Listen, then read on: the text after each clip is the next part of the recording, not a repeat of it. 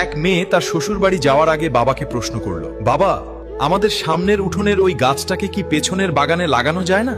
তখন মেয়েটির বাবা তাকে উত্তর দিয়ে বলল, ওই গাছটা হলো 4 বছরের পুরনো একটা গাছ, এটা এখন অন্য কোথাও লাগানো একদমই সম্ভব না।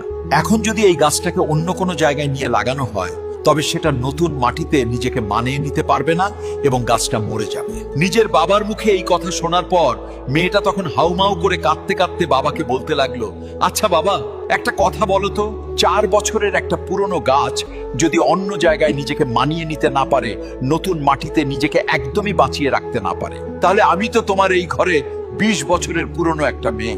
আমি তো কোনো সামান্য একটা গাছ নই বাবা, আমি তো তোমারই মেয়ে। তাহলে তুমিই বলো, আমি কিভাবে অন্যের একটা নতুন বাড়িতে গিয়ে নিজেকে মানিয়ে নিব আর নিজেকে সম্পূর্ণ বাঁচিয়ে রাখবো বাবা?